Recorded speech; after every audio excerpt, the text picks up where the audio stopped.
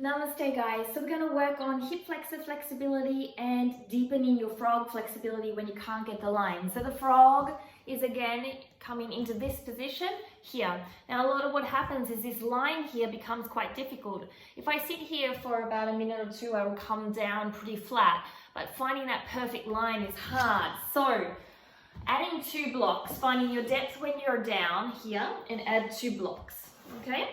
Those 2 blocks then you place your knees upon and you bring yourself into the position with the gravity pull that allows you to bring your hips down further. And then you start rocking again into your frog using that hip mobility and going back and forth. And this gives you more ability, even a little bounce, to get further down into your frog. So if I am to do it here, you can see that you're going to slide on out. So I like to set it up first into the depth. So here is the frog here, keeping my core engaged. I like to flex my feet and then working on this hip mobility or a bouncing mobility, squeezing my glutes to bring my pelvis deeper into the movement. Once I've warmed up in that frog stretch, then anyone can do this level of the hip flexor movement. The frog, even if you are without blocks and just sitting here, that's perfect as well. So you don't have to go too deep. Once you've done that, we're looking at working on the hip flexors across here, which is often super tight. So what we're doing is we're holding one block just behind the glutes, okay? So your hand is resting. And the other block is just in front of you. So you're in this position, you're going to push your pelvis forward, okay? So your hip flexors are forward, and this might be where you stay, and you're going to feel a beautiful hip flexor stretch here.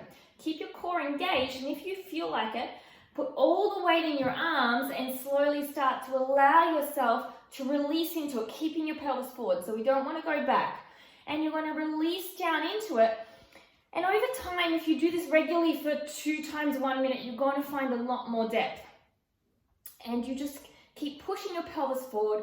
All the weight is in the hand, and you're going to slowly feel yourself release and go a little bit deeper by the weight in your hands.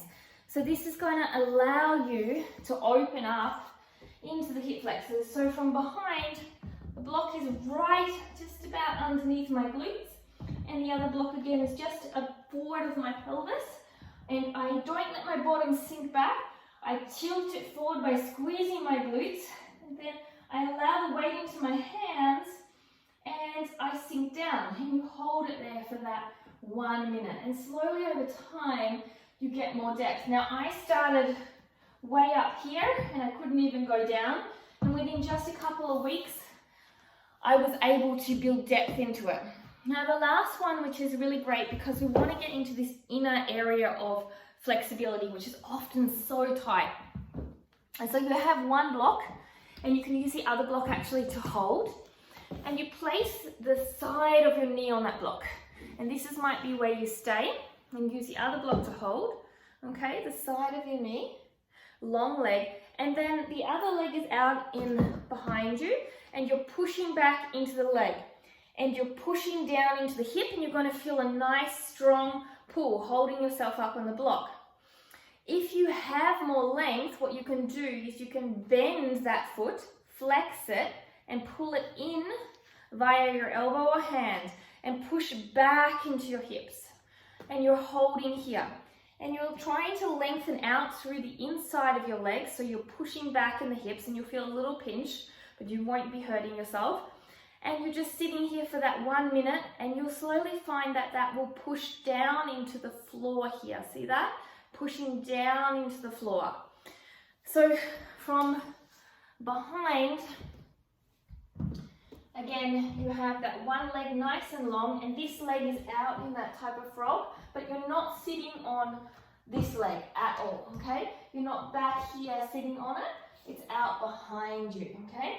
So you find your position here, and you prop yourself up, and then you push your bottom back and sit up tall here, okay?